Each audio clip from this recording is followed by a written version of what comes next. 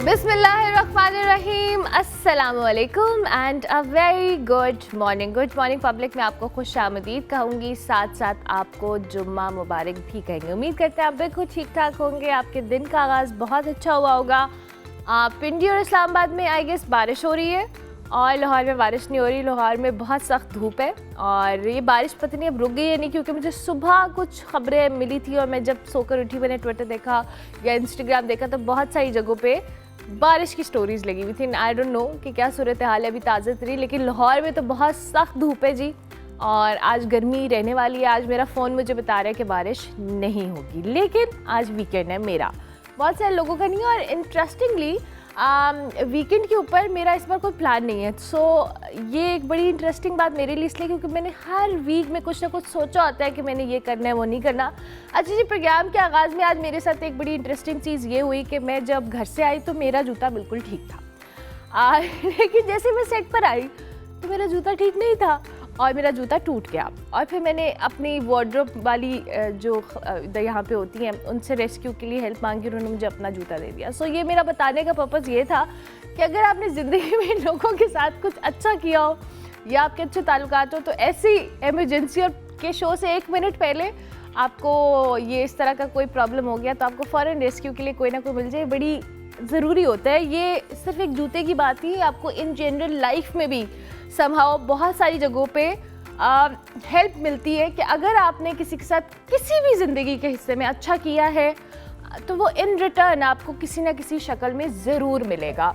और अगर आपको लोगों से नहीं मिलेगा तो आपको अल्लाह ताला तो किसी ना किसी बात का रिवॉर्ड ज़रूर देते हैं अगर आपने अच्छी नीयत से, आपकी इंटेंट भी अच्छी हो। सो ये मैंने एक जेनेरिक सुबह एक चीज़ ऑब्जर्व की जिसमें मेरी टीम कही थी कि नहीं ऐसे नहीं, अब ये तो वैसे भी कोई सिचुएशन में हेल्प कर देते। मैंने कहा ज़रूरी नहीं है, यू नेवर नो कि कौन आपका किस सिचुएशन में हेल्प कर दे। अच्छा जी, आज हमारा जो पहला प्रोग्राम का टॉपिक है इट्स वेरी इंटरेस्टिंग, और वो इंटरेस्टिंग इस तरह से है कि वैसे तो हम एंटरटेनमेंट इंडस्ट्री को बहुत ज़्यादा डिस्कस कर रहे होते हैं, हम ख़वातीन के किरदार के ऊपर बात कर रहे होते हैं कि अच्छा जी फ़लाने ड्रामे में फ़लानी जो एक्ट्रेस थी या हीरोइन थी इनका किरदार बड़ा अच्छा और बड़ा ज़बरदस्त था, वो इतनी प्यारी लग रही थी और फिर उनकी ड्रेसिंग बहुत अच्छी थी।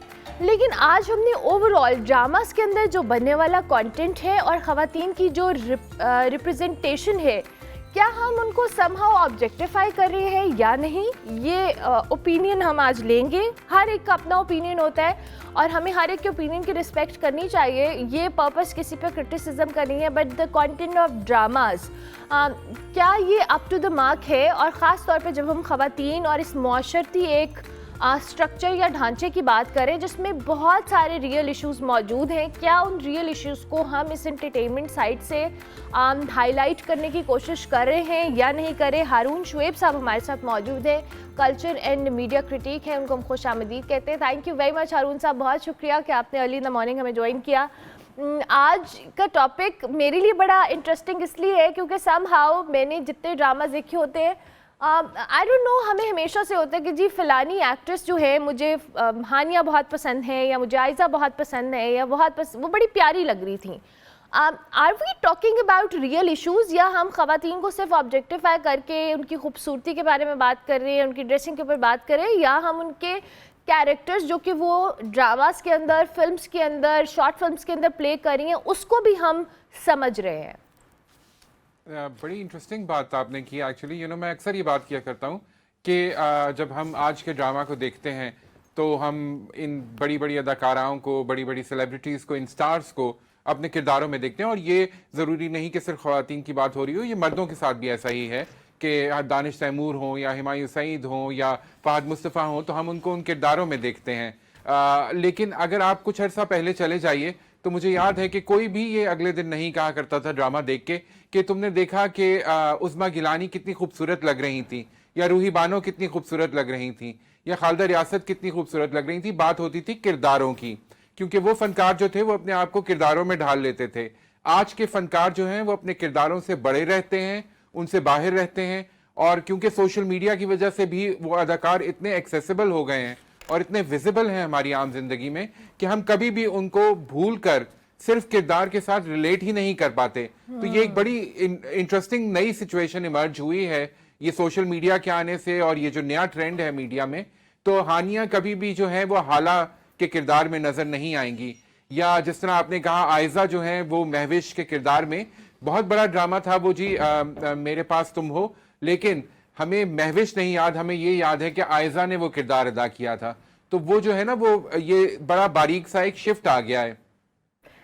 यू राइट, ये शिफ्ट आया है, आपने ठीक पॉइंट आउट किया। मैं सिर्फ खवातीन की बात कर रही थी, मैं इवन मर्द हजरात की। लेकिन हारून साहब, एक बड़ा फैक्टर ये है कि मुझे अगर ये कैरेक्टर्स याद भी हैं, तो क्या हमारी जो ये तो हम जो मेरे पास तुम हो का जिक्र कर रहे हैं या हालांकि कैरेक्टर की बात करें, आई एम श्योर असल ज़िंदगी में बहुत सारे लोग इससे रिलेट भी कर पाएंगे। But at the same time हमारे ड्रामाज या फिल्म्स के अंदर कुछ ऐसे भी कैरेक्टर्स होते हैं जो भी रिसेंटली, मैं किसी ड्रामा या चैनल का नाम नहीं लेना चाहती, बट आई रियली वांट के कुछ ऐसे कैरेक्टर्स रिसेंट टाइम्स में हमारे सामने आए हैं जिनका रियलिटी से या रियलिस्टिक अप्रोच उनकी दूर दूर तक नहीं है।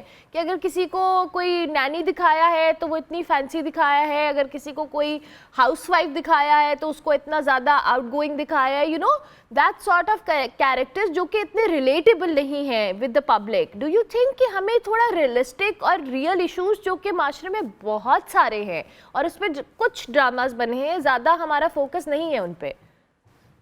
बिल्कुल जी, और ये I think this is lazy writing and lazy content production, कि आप कभी भी कैरेक्टर्स को जो है वो इतने इंपॉर्टेंस ही नहीं दे रहे कि आप उनके बारे में सोचें कि किस तरह उनको जो है उस स्टीरियोटाइप्ड डेफिनेशन से बाहर निकालना है।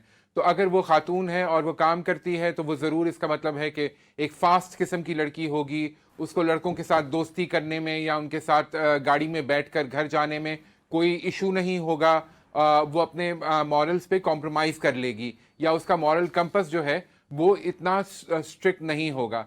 ये स्टीरियोटाइप हम बनाते हैं। फिर अगर हाउसवाइफ होगी तो वो पिटेगी भी, वो रोएगी भी, वो साजिशों का, घरेलू साजिशों का भी शिकार होगी, और उसके आखिर में आकर वो सबको माफ़ करके एक बड़े दिल का मुजाहरा करते हुए फिर एडजस्ट कर लेगी।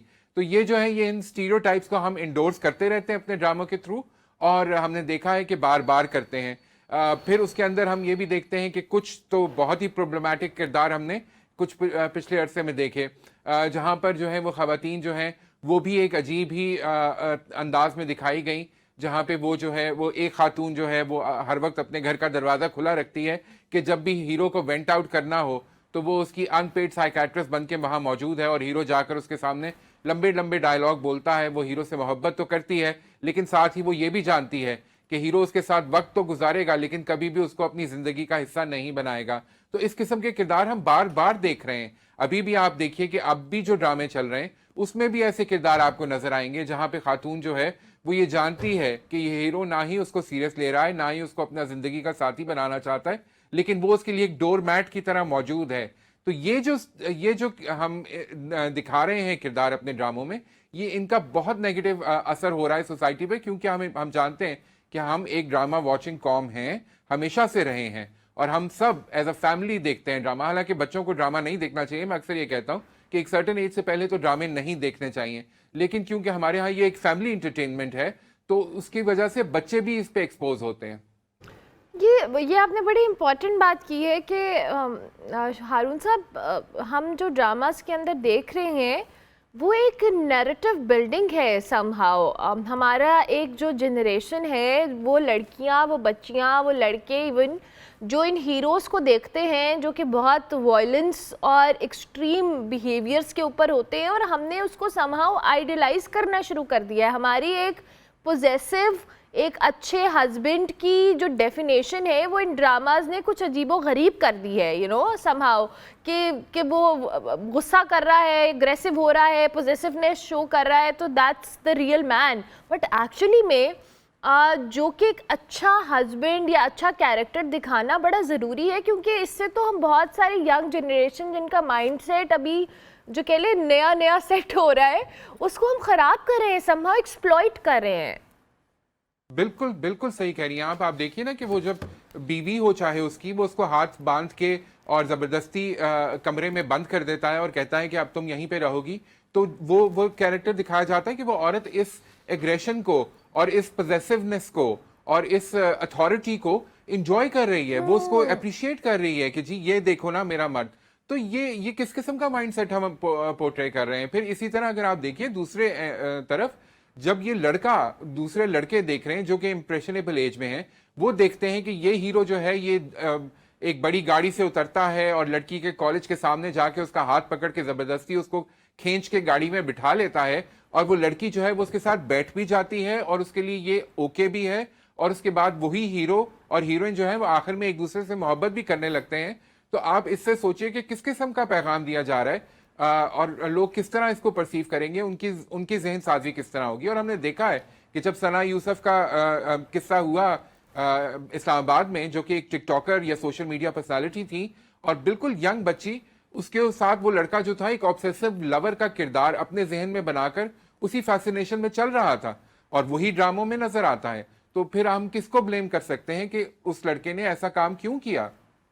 और यही बात है ना कि ये छोटी छोटी जो बातें हैं, आप समझते हैं कि as a writer, production houses इन स्टोरीज़ को मैंने बहुत सारे रिसेंट टाइम्स में, ऐसा नहीं कि सब बुरे ड्रामे ही मैं देख रही हूँ, मतलब मैंने कुछ क्लिप्स मेरी नज़रों से गुजरे हैं जिसमें बहुत अच्छे मैसेजेस भी हैं, अच्छे ड्रामाज हैं। एक उसमें जो एसेंस हमें नज़र आ रहा है, जो कि हमारे एक रेगुलर हाउस होल्ड का या हमें एक अपनी सोसाइटी के अंदर नज़र आता है। अब बट शुएब साहब, ये कहीं ना कहीं हारून साहब, ये मुझे लगता है with time writers, production houses जिस कंटेंट को हम बहुत ज़्यादा फैंसी करके दिखा रहे हैं, ये हमारे सोसाइटी के जो रियल इश्यूज हैं उनको कहीं ना कहीं पीछे धकेल के उन बातों के ऊपर हम फोकस करें जो for the longer run complex लोगों के अंदर लेकर आएगा नई जनरेशन में, लड़के लड़कियां, क्योंकि ज़ाहिर है सब देखते हैं, ऑब्जर्व करते हैं।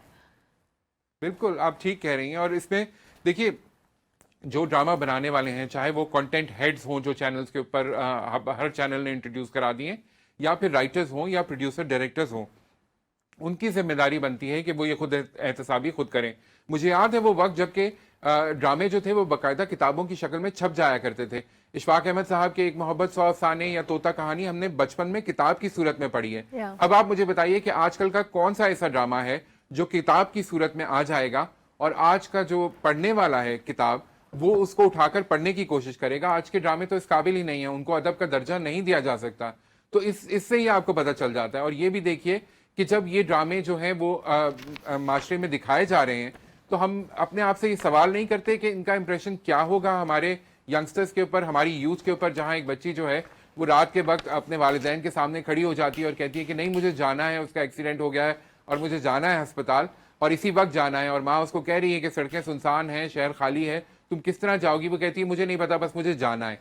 अब आप ये देखिए कि ये जो टीनेजर्स बच्चियां देख रही हैं, उनके जहन पे ये किस किस्म के असरात मुरतब कर रहा है। तो हम सबको थोड़ा सा अकाउंटेबल होना चाहिए, और ये सेल्फ अकाउंटेबिलिटी सबसे पहले आनी चाहिए। Self accountability, that's the most important thing. अच्छा, ये अभी हम मेरा इत्तेफाक नहीं हुआ ये ड्रामा देखने का, मैं मंटो नहीं हूँ, ये एक ड्रामा है। इसमें मुझे जो सज्जल हैं, मुझे Saima ji, I love them as an actor, उनकी एक्टिंग कमाल है, और साथ साथ हुमायूं सईद है। इस ड्रामे के नाम से वो लगा कि जी पता नहीं क्या होने वाला है। ज़रा हमें बताएं एनालिसिस करके किस तरह का ड्रामा लगा आपको ये, और इसमें क्या है, बिकॉज ये टाइटल से तो और इसमें कुछ डायलॉग्स ऐसे थे जो कि खलीलुर रहमान कबर साहब ने लिखा है ड्रामा, तो उस पर क्रिटिसिज्म सुनने को मिल रहा था समहाउ। ये ज़रा हमें हारून साहब बताएं। बिल्कुल जी, और वो जिस तरह कहते हैं ना कि इंसान जो है वो इसमें बिल्कुल इस कश्मकश में रहता है कि इसको पसंद किया जाए या ना पसंद किया जाए। तो मेरी जो है इस वक्त रिलेशनशिप, मैं मंटो नहीं हूं के साथ एक लव हेट रिलेशनशिप चल रही है। मुझे साइमा जी बहुत पसंद है, सजल बहुत पसंद है, आसिफ रजा मीर साहब नजर आ रहे हैं, इतने खूबसूरत कैरेक्टर्स, इतने खूबसूरत एक्टर्स, खूबसूरत प्रोडक्शन। लेकिन अगेन बात वही है कि स्क्रिप्ट के साथ एक बहुत बुनियादी मसाइल हैं जो कि इस ड्रामे में भी नजर आ रहे हैं। जो कैरेक्टराइजेशन है, जो स्टीरियोटाइपिंग है, जो कुछ जुमले हैं इतने प्रॉब्लमेटिक, और कुछ कैरेक्टर्स हैं जिनकी पूरी जो आर्क है वही बहुत प्रॉब्लमेटिक बन रही है। तो उसके बाद जो है वो समझ नहीं आती कि इंसान इस ड्रामे को अप्रिशिएट करे या फिर क्रिटिसाइज करे।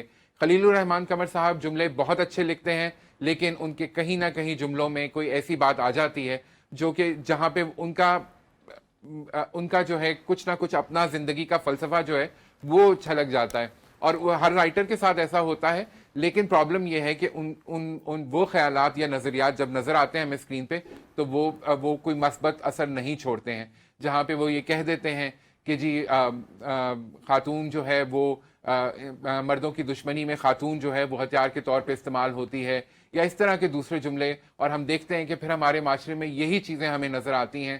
तो अक्स होता है जी, बिल्कुल, माशरा टीवी का और टीवी माशरे का। लेकिन जब एक चीज़ बेहतर होगी तो जाहिर है उसका अक्स दूसरी चीज़ पे भी बेहतर ही नज़र आएगा। तो उस तरफ सोचना चाहिए। खलीलुर रहमान कमर साहब बहुत टैलेंटेड, बहुत गिफ्टेड राइटर हैं और बहुत बॉडी ऑफ वर्क है उनका माशाल्लाह। लेकिन थोड़ी सी अगेन, जिस तरह मैंने कहा, खुद एहतसाबी, और अगर आपको अल्लाह ताला ने इतनी ताकत दी है और आपको ये मीडियम दे दिया है और आपके पास इतनी पावर आ गई है टू इन्फ्लुएंस पीपल, तो try and influence them in a better way. मैं मंटो नहीं हूँ, नाम जब रखा तो मैं एक्सपेक्ट कर रहा था कि जो मंटो जिन चीज़ों के बारे में बात करते थे, सादत हसन मंटो की बात कर रहा हूँ, जिन चीज़ों के बारे में बात करते थे, जिस तरह ख़वातीन को एम्पावर करने की बात करते थे, जिस तरह उनके मसाइल पूरी दयानतदारी से, सच्चाई से दिखाते थे, शायद ये ड्रामा भी उसी चीज़ को लेकर आगे चले। लेकिन ये तो एक मर्दों की दुनिया का ड्रामा है, एक पैट्रियार्कल सोसाइटी का ड्रामा है, जहाँ ख़वातीन या तो स्कीमिंग हैं और या फिर बिल्कुल डिसएनफ्रेंचाइज्ड और पावरलेस हैं। तो ये दो एक्सट्रीम्स इस ड्रामे में दिखाई जा रही हैं। यू आर सो राइट, क्योंकि मैंने जो रिव्यूज़ देखे, कि मैं सजल की वजह से ड्रामा देख रही थी, because I really wanted to it's a treat to watch performing, लेकिन एट द सेम टाइम मैंने आप साइमा जी की वजह से भी देखिए, मैं साइमा जी की भी देखिए, अच्छा, फैबुलस। मैं आपको बताऊं, मैंने देखना सज्जल की वजह से शुरू किया था, लेकिन जो सज्जल और साइमा जी की बॉन्डिंग है उसने मुझे वाकई I was very much interested in watching this series. लेकिन आई एम ग्लैड कि हमने इस पे बात की है, क्योंकि हारून साहब ये बड़ी इंपॉर्टेंट चीज़ है समहाउ, कि हम जिन कैरेक्टर्स के, हमें एक्टर्स की एक्टिंग से इख्तलाफ नहीं है, हमें प्रोडक्शन हाउसेस से इख्तलाफ नहीं है, बहुत अच्छे से उन्होंने उसको डायरेक्ट किया है, बहुत अच्छा प्रोडक्शन है, लेकिन एट द सेम टाइम ये वो इश्यूज़ हैं या वो डायलॉग डिलीवरी जो है समहाउ कहीं ना कहीं इन चीज़ों को कंट्रोवर्शियल कर देती है।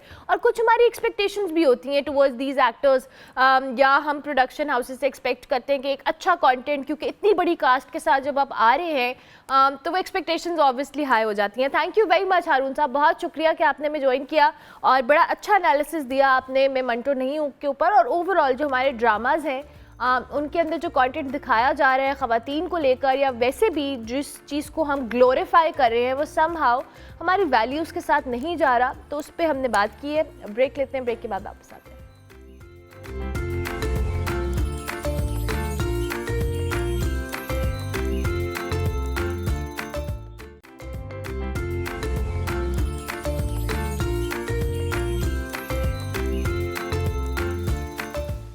Welcome back to good morning public ji. Break के बाद वापस आ गए। कभी कभी मैं ना ऐसे सुबह सुबह मुझे होना होता है कि मुझे सब्र चाहिए और बहुत सारी बातों में, लेकिन कोई बात नहीं जी, अब हम अपना मूड अच्छा करेंगे और आपकी मुलाकात हम एक बहुत ही ज़बरदस्त और मल्टी टैलेंटेड एथलीट से करवाने वाले हैं। ये फ़ुटबॉल की ट्रेनिंग कर रही हैं अभी। इससे पहले अगर हम बात करें तो ये रग्बी खेलती हैं, बास्केटबॉल में अपना नाम बना चुकी हैं, कराटे भी करती हैं और ये बहुत कुछ करने का इरादा रखती हैं। मैंने जैसे कहा कि मल्टी टैलेंटेड ये एथलीट है। खेल के मैदान में जी इन्होंने दुनिया को हैरान किया है। पाकिस्तान की मुख्तलिफ प्लेटफॉर्म्स के ऊपर इन्होंने रिप्रेजेंटेशन की है इंटरनेशनल लेवल के ऊपर। इसके साथ साथ मैच रेसलिंग वर्ल्ड कप और कई इंटरनेशनल टूर्नामेंट्स में मैंने जैसे कहा कि रिप्रेजेंट कर चुकी हैं। इसके साथ साथ मुख्तलिफ पोजीशंस ली हैं। ये उनके लिए, उन बच्चियों के लिए जो सोचती हैं कि भाई बड़े चैलेंजेस मौजूद हैं, दो के चैलेंजेस हैं, लेकिन ये एक रोल मॉडल है बहुत सारी लड़कियों के लिए जो इस वक्त इनको देख रही हैं। हमारे साथ इस वक्त नाजिया बतूल मौजूद है। अस्सलाम वालेकुम नाजिया। वालेकुम अस्सलाम। कैसी हैं आप? मैं बिल्कुल ठीक, आप बताएं। बिल्कुल ठीक Nazia, thank you so much कि आप तशरीफ़ लाएं। नाजिया, हमें थोड़ा सा अपने बारे में बताएं, कब से आप स्पोर्ट्स से आपको दिलचस्पी थी और इतने ज़्यादा आपने रग्बी हो, कराटे हो, फुटबॉल अब आप ट्रेन करी हैं, बास्केटबॉल आप खेलती हैं? मैं बहुत छोटी थी जब ये सारी चीज़ें मैंने स्टार्ट की। सबसे पहले मैंने एथलेटिक्स से स्टार्ट किया। 100 मीटर रेस स्कूल लेवल पे थी, तो स्कूल लेवल से फिर कॉलेज लेवल, फिर नेशनल और फिर इंटरनेशनल। इसी तरह मुझे ये होता था कि बहुत सी गेम्स जैसे सारे एक ही गेम में स्पेशल वो सबकी होती है कि एक ही फील्ड को लेके चलते हैं। मैं जब ग्राउंड जाती थी ना, मुख्तलिफ गेम्स देखती थी कि मुझे फ़ुटबॉल भी खेलना है, मुझे बास्केटबॉल भी खेलना है, लेकिन मेरी मदर ये चाहती थी कि मैं फ़ुटबॉलर बनूं। लेकिन फ़ुटबॉल मुझे इतना तब कोई ख़ास पसंद नहीं था। तो मुझे ये होता था कि अभी मैं जो है एथलीट बनूं, हाई जंप, मैं हाई जंपर भी रही हूँ, हाई जंप करूँ। तो मैंने वो स्टार्ट कर दिया। फिर मेरा ऑस्ट्रेलियन फुटबॉल लीग की नेशनल खेली, फिर रग्बी की नेशनल खेली, बास्केटबॉल नेशनल खेली, फिर यूनिवर्सिटी में भी सारे इवेंट्स करती रही, लेकिन फ़ुटबॉल मैं नहीं कर सकी। तो मेरी मदर का यही था कि नाज़िया बतूल जो है वो फुटबॉलर बने। तो अब जब मैं सारी गेम्स में अपना नाम बना चुकी हूँ तो मैंने कहा क्यों ना अपनी अम्मा की विश पूरी की जाए। तो अब मैंने फिर फुटबॉल स्टार्ट किया। ओके और अब मैं फुटबॉल की ट्रेनिंग तो अब मुझे बताएं कि कितना टाइम हो गया है फुटबॉल की ट्रेनिंग करते हुए आपको, और अब तो जाहिर है जब आपने बाकी स्पोर्ट्स के अंदर नेशनल्स खेले हैं तो अब आप फुटबॉल को लेकर कितनी ऑप्टिमिस्टिक हैं कि इसमें आपको कितना टाइम रिक्वायर्ड है? फुटबॉल की ट्रेनिंग, मैं गोलकीपर की ट्रेनिंग कर रही हूँ। तकरीबन मुझे 1 साल हो गया है ट्रेनिंग करते हुए। डेली कोई एक ऐसा दिन नहीं है जब मैंने ट्रेनिंग नहीं छोड़ी। तो अब यही है कि मुझे फ़ुटबॉल में भी पाकिस्तान का नाम बनाना है और इंटरनेशनल लेवल पे खेलना है।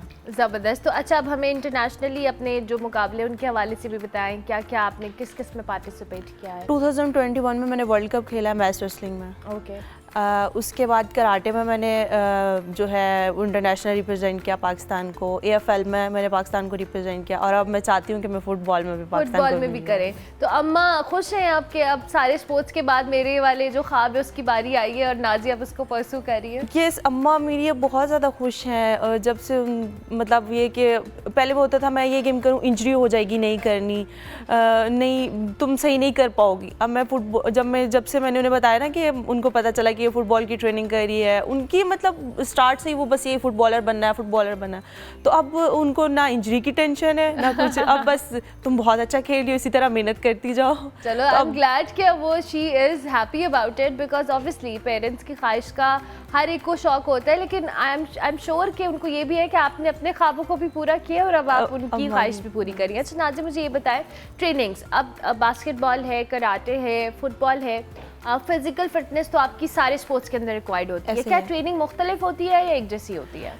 फिटनेस ट्रेनिंग तो सेम होती है, जैसे कि बेसिक ड्रिल्स होती हैं ना, हर गेम की मुख्तलिफ ड्रिल्स होती हैं। जैसे कि बास्केटबॉल है वो एक अलग तरह से खेला जाता है, उसकी अलग ड्रिल्स हैं।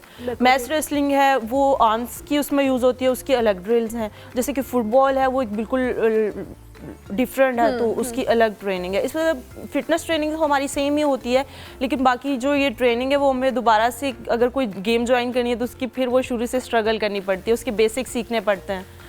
तो ये सारी फिर ट्रेनिंग मुख्तलिफ होती है। तो अभी तक की आपकी जो स्पोर्ट्स में आपने मुख्तलिफ स्पोर्ट्स खेले हैं, सबसे मुश्किल आपको लगता है या चैलेंजिंग स्पोर्ट कौन सा रहा है आपके लिए?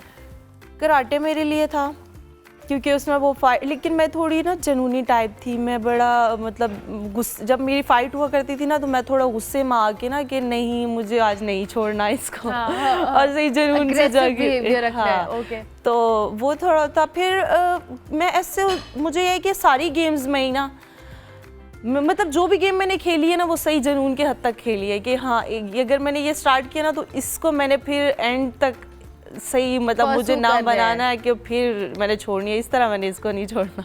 अच्छा, अभी तक की आपकी यादगार फाइट कौन सी रही है? अभी तक मेरी यादगार फाइट 2021 में मेरी इस्लामाबाद में फ़ाइट हुई थी। तब मैं येलो बेल्ट थी, ऑरेंज बेल्ट, मतलब अब जो जिसके साथ मेरी फ़ाइट थी वो ब्लैक बेल्ट थी। अच्छा। और मेरे जो कोच थे उनको मुझ पे इतना यकीन था कि नाज़िया बतूल ये फ़ाइट जीत जाएंगी। हालांकि मेरा भी बेल्ट मैंने स्टार्ट किया था कराटे को, लेकिन मेरे जो सर थे वो मुझे कहते थे नहीं आपने इससे फ़ाइट करनी है। वो ब्लैक बेल्ट थी और वो 5 ईयर से ट्रेनिंग कर रही थी और मुझे अभी 4-5 मंथ्स हुए थे और वो फ़ाइट में जीत गई थी वाकई। वाओ। और वो मेरे लिए यादगार फाइट है। That's interesting। अच्छा नाज़िया, मुझे बताएं, क्योंकि आप जब मुख्तलिफ स्पोर्ट्स की ट्रेनिंग कर रहे होते हैं, ख़वातीन या लड़कियों की रिप्रेजेंटेशन कितनी इम्प्रूव हुई है विद टाइम आपके साथ, और कितनी लड़कियां जब आप भी ट्रेनिंग कर रही थी और अब आप फुटबॉल भी खेलती हैं? क्योंकि पाकिस्तान में जो फुटबॉल है अब आहिस्ता आहिस्ता एक्सेप्टेंस भी आई है, तवज्जो भी आ रही है, एंड आई एम ग्लैड कि हमारी इंटरनेशनली रिप्रेजेंटेशन भी हो रही है। सो बताएं लड़कियों की रिप्रेजेंटेशन के हवाले से। ऐसा ही है कि फ़ुटबॉल में तो अभी माशाल्लाह से हमारी टीम बहुत अच्छी है। अभी जो हमारी टीम गई थी उसने बहुत अच्छा परफॉर्म किया। सारी गेम्स में अगर देखा जाए तो जैसे कि स्टार्ट होता था इतना कंपटीशन नहीं होता था गर्ल्स में, कि बहुत लिमिटेड सी गर्ल्स होती थी। और अब जो है ना पाकिस्तान के मतलब नेशनल हमारे अंदर जो पाकिस्तान के अंदर जो नेशनल्स वगैरह हो रही हैं, जो डिस्ट्रिक्ट इवेंट्स हो रही है, उसमें ही इतना अच्छा कंपटीशन मिल रहा है लड़कियों को। लड़कियों की तादाद इतनी ज़्यादा हो गई है कि हमारा जब मैं कहती हूँ कि आज से 17 साल पहले मैंने गेम स्टार्ट की तो वो मैं देखती हूँ। तो तब जो हमारे टाइम पे वो चीज़ें थी कि हमें स्टार्ट में मुझे होता था कि हम ये खेलेंगे तो ठीक है हम जीत जाएंगे। अभी जो मैं वो चीज़ देखी हूँ बहुत टफ कंपटीशन है कि हमें अगर विन करना है तो उसके लिए हमें बहुत ज़्यादा स्ट्रगल करनी है।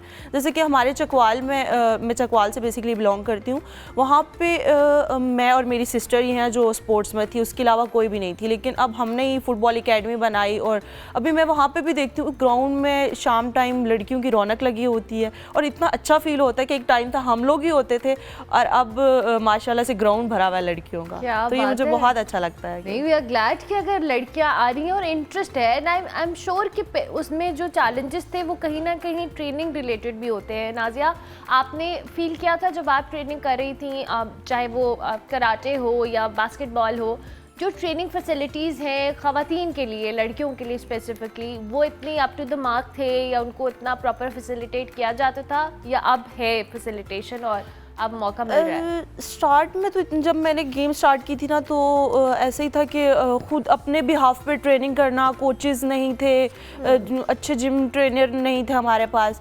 तो अब उस लिहाज से अभी पाकिस्तान के अंदर अच्छे कोचेज़ भी हैं, मतलब लेवल 5 लेवल के कोचेज़ पाकिस्तान में अब आ गए हैं, पहले ऐसा नहीं था। अब जो हमारे ये स्पोर्ट्स साइंसेस वाले लोग हैं ना, ये कोर्सेज़ की तरफ ज़्यादा जा रहे हैं। अभी पाकिस्तान में बहुत अच्छे कोचेज़ हैं। अच्छा, अच्छे कोचेज़ हैं और ट्रेनिंग अच्छी मिल रही दे है। रहे हैं, ऐसे ही। तो आगे आपका क्या प्लान है फुटबॉल के अलावा? कोई ऐसा टूर्नामेंट, कोई ऐसी चैंपियनशिप जो आपके आगे आ रही है और आप यू आर प्लानिंग टू? अभी मेरा फुल टाइम यही प्लान है कि मैं फ़ुटबॉल को आगे लेके चलूँगी, क्योंकि जो मेरे कोचेज़ हैं सर तारिक, वो भी मुझ पे मेहनत कर रहे हैं कि मैं फ़ुटबॉल करूँ, और मेरी अम्मा की दुआएं और उनकी फिर ये भी है कि मैं फ़ुटबॉलर बनूँ। तो मेरा यही है कि मैं फ़ुटबॉल को आगे लेके चलूँगी इंशाल्लाह। ज़बरदस्त। बहुत सारी लड़कियाँ, यंग लड़कियाँ आपको देख रही हैं, एनीथिंग यू वांट टू से, दिस इज़ योर कैमरा, कुछ कहना चाहिए उनको? मैं यही बोलूँगी, स्पेशली तो पहले मैं ये बोलूँगी कि फैमिली को चाहिए कि वो लड़कियों को सपोर्ट करें, क्योंकि इनके अपने भी कुछ, लड़कियों के भी कुछ अपने ख्वाब होते हैं। इनको भी उड़ना सिखाया जाए, इनको दौड़ना सिखाया जाए, ताकि लड़कियां भी हवा में उड़ सकें और ये ग्राउंडों में दौड़ सकें। क्या बात है। Thank you very much Nazia, बहुत अच्छा लगा आपसे बात करके। नाजिया बतूल हमारे साथ मौजूद थी। I wish you very best of luck, अल्लाह ताला आपको बहुत सारी कामयाबियाँ दें। अच्छा जी, मुझे ब्रेक पर जाना है, लेकिन ब्रेक पर जाने से पहले हम ज़रा किचन में जाएंगे जहाँ पर शेफ़ आतिफ हमारे साथ मौजूद है। अस्सलाम वालेकुम। वालेकुम सलाम। कैसे हैं शेफ़ आतिफ? करम अल्लाह पाक का जी, आप सुनाएं। बिल्कुल ठीक। क्या बना रहे हैं आज आप? आज मैं एक चिकन स्टेक बना रहा हूँ टैरागोन सॉस के साथ। टैरागोन सॉस के साथ चिकन स्टेक बन रही है, ओके। और क्या क्या चीज़ें आपने इसमें, अच्छा ये तो रेडी भी हो गई ऑलमोस्ट, क्या क्या आपने इसमें रेसिपी बताएं ज़रा हमें। मैंने इसके पहले साइड लाइन पे राइस रेडी किए हैं, गार्लिक राइस। ठीक है। पहले इसको मैंने बॉयल किया, बॉयल करने के बाद मैंने गार्लिक में सोते किए हैं, मैंने वॉस्टरशायर और सॉल्ट पेपर टेस्ट लगाया। ठीक है। साइड में मैंने सोते वेजिटेबल दी है। ठीक है। सोते वेजिटेबल मैंने जुकीनी है, कैरेट और फ्रेश बीन्स हैं। इनको है। पहले मैंने ब्लांच किया, ब्लांच करने के बाद इनको मैंने सोते किया। ठीक है। जो हमारी चिकन स्टेक है, चिकन स्टेक की जो मैरिनेशन है उसमें मस्टर्ड ऑयल, अनियन, गार्लिक, ये दोनों को चॉप किया मैंने, ठीक और है। सॉल्ट पेपर का और ऑयल का टेस्ट लगाया इसको मैंने। ओके और उसको मैंने पैन सेट किया, कुक किया, ग्रिल किया। ठीक है। और इसकी जो मैंने सॉस है वो टैरागोन सॉस रेडी किया मैंने। ठीक है। ड्राई टैरागोन है इसके अंदर, फ्रेश क्रीम और salt, white paper and oregano डाला है इसके अंदर। ठीक है। और इसके अंदर मैंने मिल्क पैक क्रीम यूज़ किया और दूसरा मिल्क यूज़ किया मैंने। मिल्क यूज़ किया, क्रीम यूज़ किया, ओके। इसकी मैंने सॉस रेडी कर ली और टैरागोन चिकन स्टेक रेडी हो गई। अच्छा, इस प्लेट को आप वहाँ रखें और ये सॉस जब आप उस पर डालेंगे ताकि हमारे कैमरे में नज़र भी आ जाए, रियली वांट। और ये टैरागोन हमारे पास ग्रिल्ड चिकन रेडी है, जिसके अंदर हमारे पास साथ पे राइस और वेजीज की इन्होंने साइड्स दी हैं। सो ये जी सॉस आ रही है, देखें क्या बात है, ज़बरदस्त। शेफ़ आतिफ की सबसे अच्छी बात ये प्रेजेंटेशन बहुत अच्छी करते हैं, आपको बिल्कुल ये रेस्टोरेंट स्टाइल इनकी जो रेसिपीज़ होती हैं वो मिलती हैं। और बिल्कुल रेडी हो गया ये इस टाइम बिल्कुल रेडी हो चुका है। बेहतरीन। Thank you very much chef Atif, बहुत शुक्रिया कि आप तशरीफ़ लाए और आपने इतनी अच्छी रेसिपी हमें बताई। अभी मुझे एक ब्रेक लेनी है, जब हम ब्रेक के बाद वापस आएंगे और भी गेस्ट हमें ज्वाइन करेंगे। आप देखते रहिए गुड मॉर्निंग पब्लिक।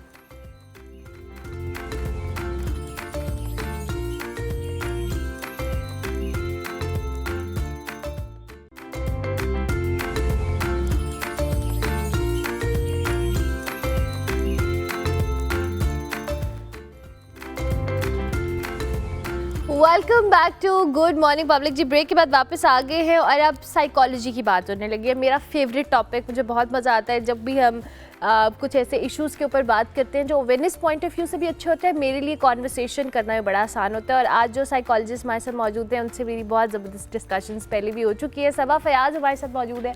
अस्सलाम वालेकुम सबा, थैंक यू वेरी मच। कैसे thank you so much for having me. मैं ठीक हूँ, आप कैसे बिल्कुल हैं? ठीक ठाक। सबा, आज हम डिलीरियम पे बात कर रहे हैं। Yes. ये क्या है, ज़रा हमारे देखने वालों को बताएं। मैंने भी बहुत बेसिक सा मुझे इसकी आइडिया है, लेकिन ये होता क्या है, और मैंने ये सुना है और पढ़ा भी है कि विद टाइम ये चीज़ डेवलप हो रही होती है और इसके जो सिम्टम्स हैं वो इतने ऑब्वियस नहीं होते, और अगर होते भी हैं तो हम नज़रअंदाज कर रहे होते हैं। अच्छा, जैसे आपने बताया ना कि आपने पढ़ा है, तो इसका होता तो सडन ऑनसेट है, लेकिन वो किसी वजह से हो सकता है। लाइक जैसे देखा हो कि कोई एक्सीडेंट हुआ है, कोई चोट लग गई है, उसकी वजह से कोई दिमाग के ऊपर प्रेशर आया है, तो ये डेवलप हो जाता है। इसके अलावा अगर आप कोई ऐसी मेडिसिन्स ले रहे हैं, कोई हैवी डोज ले रहे हैं, तो ग्रेजुअली उसका आपके ब्रेन के ऊपर इफ़ेक्ट होना शुरू हो जाता है।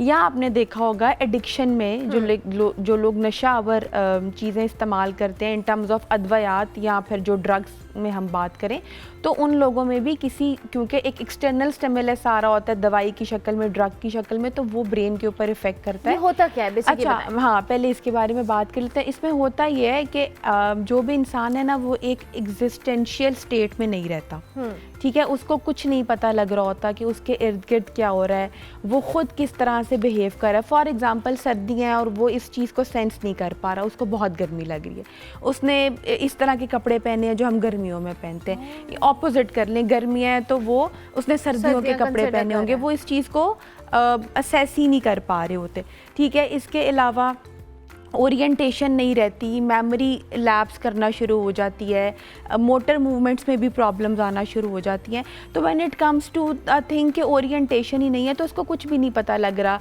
खाने पीने के लिहाज से पता नहीं लगेगा, वॉशरूम अगर जाना है उसके लिए पता नहीं लगेगा। अगर हम देखें ना, क्योंकि मेरा ताल्लुक़ एक रिहैबिलिटेशन सेंटर से भी है, तो वहाँ पे जब मरीज़ हमारे पास आता है जो कि अभी लाइक नशे वाली हालत में होता है, तो वहाँ पे अक्सर हमें ये डिलेरियम फेस करना पड़ता है मरीज़ के साथ ना, और उसको नहीं पता लग रहा होता। वो मतलब जहाँ पे उनको बिठाया है वहीं पे वो गंद भी कर देते हैं, उनको कुछ होश नहीं है, घर वाले हैं तो उनको नहीं पहचान पा रहे होते। अच्छा, इसके जैसे सिम्टम्स ओवरलैप करते हैं ना डिमेंशिया के साथ, तो यहाँ थोड़ा अगर हम उसके साथ बात करें, लेकिन ये है नहीं, मतलब ये टोटली एक डिफरेंट स्टेट है। इसका इलाज मुमकिन है। डिमेंशिया तो ग्रेजुअली एक ऑनसेट आता है वक्त के साथ साथ आफ्टर द एज, लाइक एक ओल्ड एज में जाके हम कहते हैं कि जी वो बुजुर्गी की तरफ जा रहे हैं, तो बातें भूलना शुरू हो गए, और उसमें वापसी का सफ़र उतना पॉसिबल नहीं है। जबकि डिलेरियम में ऐसा नहीं है। जब उस ड्रग का असर ख़त्म होता है, उस दवाई का, या उस वो इंजरी से आप रिकवर करते हो, तो वापस आप अपनी नॉर्मल स्टेट में आना शुरू हो जाते हो। बट अगर हम उस स्पेसिफिक पीरियड की बात करें जिसमें वो डिलेरियम में है, तो उसमें वो लॉस्ट है। इसको हम लूजनिंग ऑफ एसोसिएशन भी कहते हैं कि उसका किसी चीज़ के साथ ताल्लुक ही नहीं है। जैसे तर के ताल्लुक हो जाता है ना, तो जब ताल्लुक ही डिस्कनेक्ट हो गया तो आपको कुछ भी नहीं पता, आपको अपने बारे में नहीं पता, आपको अपने इर्द गिर्द हालात का नहीं पता, आप एनवायरनमेंट को असेस नहीं कर रहे, आप अपने सिबलिंग्स को, पेरेंट्स को नहीं समझ पा रहे होते, पता ही नहीं होता कि ये कौन लोग हैं, ठीक है। बस वो एक स्टेट होती है, और उसकी ना कुछ फिजिकल सिम्टम्स भी होती हैं, जैसे मैंने बताया, जिसमें डायरिया कॉमन है, ठीक है। खाना पीना इंसान छोड़ देता है, और खाना पीना भी छोड़ दिया और डायरिया भी हो गया, तो वो उससे फिर बॉडी बहुत वीक हो जाती है। और अगर आपने देखा हो ना कि जब इंसान खाना पीना छोड़ता है, तो उसका भी ब्रेन पे इफेक्ट होता है कि ग्रेजुअली आपकी मेमोरी लॉस होना शुरू हो जाती है अगर आप बहुत दिन तक खाना पीना ना करें। तो ये उसके साथ फिर ओवरलैप कर रहे होते हैं सिम्टम्स। ओह अच्छा। अच्छा सबा, ये जो हम किसी इंजरी की बात कर रहे हैं या एडिक्शन की बात करें, but at the same time जैसे आपने भी डिमेंशिया का भी जिक्र किया, मोस्ट ऑफ द टाइम हम बहुत सारी जो बीमारियां हैं जिसमें डिमेंशिया है, या हम एक इस डिलीरियम की बात करें, ओवरलैप हो रहे होते हैं सिम्टम्स, और वो ओवरलैपिंग की वजह से हमें या तो टाइमली उसकी डायग्नोज नहीं हो पाता। ये तो आपने कहा कि एकदम से हो गया किसी इंजरी या एडिक्शन की वजह से, क्या ये विद टाइम भी चीज़ें डेवलप हो रही होती हैं और इसका रिजल्ट आता है, या नहीं ये सडन होता है एकदम से? ये बेसिकली डिलेरियम का जो ताल्लुक है ना, वो बैकग्राउंड में डिल्यूजन्स के साथ है। डिल्यूजन? हाँ, डिल्यूजन्स के साथ है। मतलब देखें, डिल्यूजन्स शुरू होती है ना तो फिर एक जाके एक चीज़ बनती है कि जिसमें आप लूजनिंग ऑफ एसोसिएशन की तरफ जाते हैं। तो वो एक जो जैसे मैंने ड्रग की अभी बात की, तो जब एक बंदा ड्रग्स ले रहा होता है ना, कोई नशावर अद्वियात इस्तेमाल कर रहा होता है, तो उससे पहले उस दवाई को इस्तेमाल करके या उस नशे को इस्तेमाल करके ना उसको कहीं ना कहीं वो जैसे हेलुसिनेशंस और डिल्यूजन थोड़ी डेवलप होती है, तो वो एक सडन ऑनसेट आता है जिसमें वो डिलीरियम में चला जाता है। इसके अलावा साइकोलॉजी में कुछ ऐसी बीमारियां हैं जिनके साथ डिलीरियम के जो सिम्टम्स हैं वो कोमोरबिड करते हैं, जैसे कि शिज़ोफ्रेनिया। अगर सवेयर पेशेंट है शिज़ो का, अब उसमें भी टाइप्स होती हैं ना, काइंड्स हैं। अगर सेवेरिटी के साथ है तो उसमें फिर डिलीरियम होता है, क्योंकि शिज़ोफ्रेनिक्स को नहीं आपने आम जुबान में मैं समझाऊं तो वो नहीं पता होता ना उनको कि क्या हो रहा है, किस तरह से चीज़ें हो रही हैं। आप मतलब उनके लिए तो वो जो एक चीज़ एग्जिस्ट कर रही है वही कर रही है, वो एक उसमें डिल्यूजन में ही रह रहे होते हैं। तो बेसिकली वहाँ पे भी हम उनको ट्रीट नहीं कर पा रहे होते। हम यही सिखाते हैं घर वालों को भी कि आपने इसको मैनेज करना सिखाना है। इसका इलाज जो है वो सिर्फ मैनेजमेंट है, ठीक है। तो treatable, it's manageable in terms of schizophrenia के साथ अगर डिलीरियम की आती हैं। लेकिन अगर हम सिर्फ डिलीरियम की ही बात करें जो कि किसी एक्सटर्नल स्टिमुलस की वजह से आया है, तो फिर वो ट्रीटेबल है। ठीक। अच्छा, मैंने बहुत दफ़ा देखा है, ये जो भी आपने डिल्यूजन की बात की है या हेलुसिनेशंस की बात की है, बट आई एक्सपीरियंस्ड कि मैंने एक पेशेंट के अंदर ऑब्ज़र्व किया कि उनको मेडिसिन या किडनी रिलेटेड इन्फेक्शन की वजह से हेलुसिनेशंस हो रही थी और उनको डिल्यूजन्स हो रही थी, और वो कहीं ना कहीं डॉक्टर्स ने ये डिलीरियम उसमें डायग्नोज करने की कोशिश की कि समहाउ के शायद ये से एसोसिएटेड है। ये ऐसा भी होता है? बिकॉज एक्सटर्नल स्टिमुलस मिला है ना, जैसे मैंने अभी आपको बताया, कोई भी दवाई मतलब अगर वो इफेक्ट कर गई है ना, एक एक्सटर्नल, बेसिकली वो जो दवाई है उसको हम एक्सटर्नल स्टिमुलस कहते हैं। जरूरी नहीं है मेडिसिन देखिए, medicine is a drug, basically it's a drug. हमने वो नशे को ड्रग हमने सिर्फ उसको ड्रग कह दिया, लेकिन इट्स अ ड्रग, ठीक है। उसको फिर हम कैटेगराइज करते हैं कि ये कौन सा ड्रग है। ये for example this is a A drug, this is a B drug, this is a C category of drug, तो all are the drugs, right. तो बेसिकली वो किसी एक एक्सटर्नल स्टिमुलस की वजह से पेशेंट के ऊपर ऐसा असर होना शुरू हुआ। हमारे पास बहुत सारे रिहैबिलिटेशन में ऐसे पेशेंट्स भी आते हैं जिन्होंने सिर्फ सर्जरी कराई थी और सर्जरी के दौरान कुछ ऐसे ड्रग्स उनको इंजेक्ट हुए जो कि जैसे पेन किलर कोई हो गया, जो कि ग्रेजुअली वो एडिक्ट हो गए उस ड्रग के। तो ऐसे भी होता है, ऐसे भी होता है, क्योंकि आप देखो हमारे यहाँ कल्चर में बड़ा कॉमन है, खुद ही से दवाइयाँ खाए जाएंगे। पेन किलर्स हैं तो लोग मतलब अगर कोई एक सवेयर पेन है तो खुद ही उसके इंजेक्शंस पेन किलर लगाते जाएंगे। ग्रेजुअली आप एडिक्ट हो जाते हैं उन पेन किलर्स के।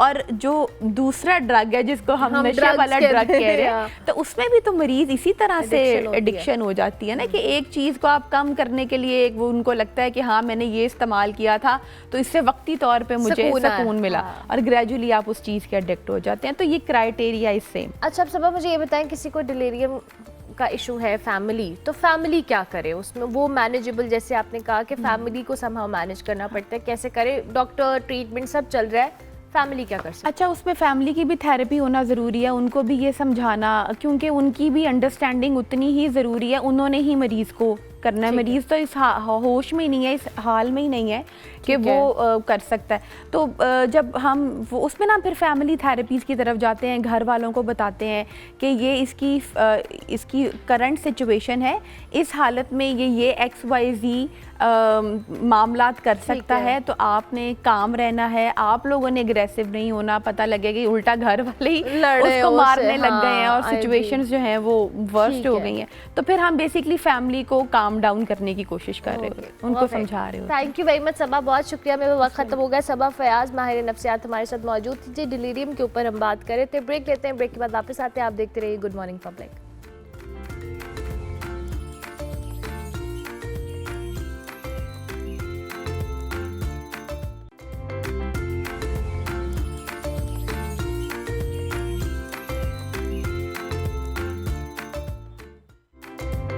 Welcome back to good morning public. Ji, break के बाद वापस आ गए और आज जिस टॉपिक पे हम बात कर रहे हैं वो बच्चों के हवाले से है। वैसे तो डॉक्टर सहर चावला हमारे पास पहले भी कई दफ़ा शोज़ में आ चुकी हैं, बड़े ज़बरदस्त हमें तरीके बताती हैं अपनी प्रोडक्ट से लेकर, उनके इस्तेमाल से लेकर, उनकी इफ़ादियत पे। आज हम बच्चों के हवाले से बात करते हैं। जब भी बच्चों की सेहत की, नशोनुमा की बात आती है तो पेरेंट्स आर वेरी सेंसिटिव और उन्हें नहीं समझ आ रहा होता है। इनफैक्ट बहुत सारे पेरेंट्स बहुत सारी चीज़ों को अच्छा समझ के अपने बच्चों को दे रहे होते हैं, लेकिन समहाउ कहीं ना कहीं उनके लिए नुकसानदेह होती है इन द लॉन्गर रन और रियलाइजेशन नहीं होती।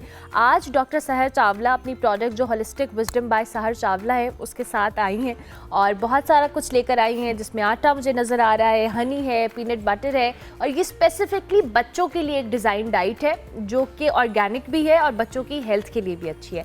अस्सलाम वालेकुम। वालेकुम अस्सलाम अर्मिला, कैसी हैं मैं आप? बिल्कुल ठीक, आप कैसी हैं? अल्लाह का शुक्र। थैंक यू सो मच कि आप तशरीफ़ लाई और इतने अच्छे अच्छे आप हमें मशवरे भी दे के जाती हैं, अपनी प्रोडक्ट्स के हवाले से भी बताती हैं।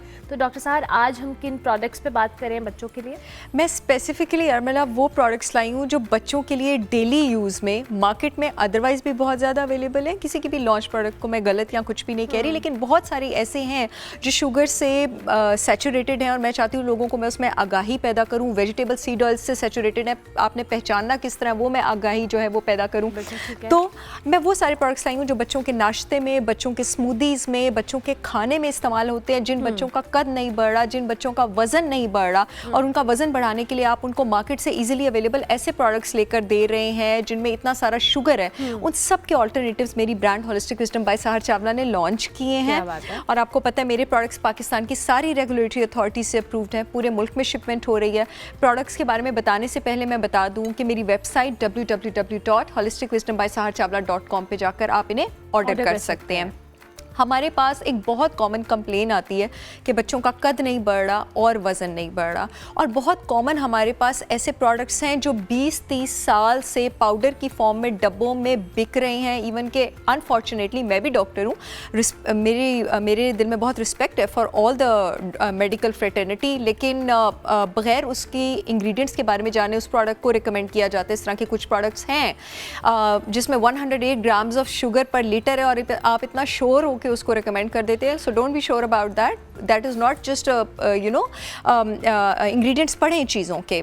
आप फ्लेवर्ड योगर्ट्स की तरफ जाते हैं, आप फ्रूट जूसेस की तरफ जाते हैं। मैं आपको बता दूं जो नेचुरल दही है उसके एक कप में आपके पास 10 ग्राम्स ऑफ शुगर होता है। जो फ्लेवर्ड योगर्ट होता है ना अर्मिला, उसके कप में 40 ग्राम ऑफ शुगर होता है। और जब आप अपने बच्चे को नाश्ते में ये सोच के लेके देते हैं ना अर्मिला कि मैंने अपने बच्चे को योगर्ट का डब्बा लेके दिया, उसमें 38 मल्टीप्लाइड बाय 4 उसको 4 से ज़रब दे दें, मेरे उर्दू वाले बहन भाइयों को मैं बता दूं, तो इतना शुगर होता है। बहुत सारे पीनट बटर्स आप मार्केट से लेते हैं जिनमें बहुत ज़्यादा शुगर होता है और उसमें सीड ऑयल, वेजिटेबल ऑयल होता है। हमने अपनी पिछले एपिसोड में बात की थी कि वो कितना इन्फ्लेमेटरी है। मैं अपने पीनट बटर से ही बात स्टार्ट करती हूँ। मेरा 100% ऑर्गेनिक पीनट बटर है जिसमें कोई शुगर एडिड नहीं है। आप जब मार्केट वाला पीनट बटर लेंगे और मेरा पीनट बटर लेंगे, आपको एक डिफरेंस महसूस होगा। इसको आप खोलेंगे तो एक ग्रीसी लेयर आपको इसके ऊपर मिलेगी। अब मैं आपको पहचानने की ट्रिक्स बताऊं। मार्केट वाले पीनट बटर पे आपको नहीं मिलेगी। क्यों?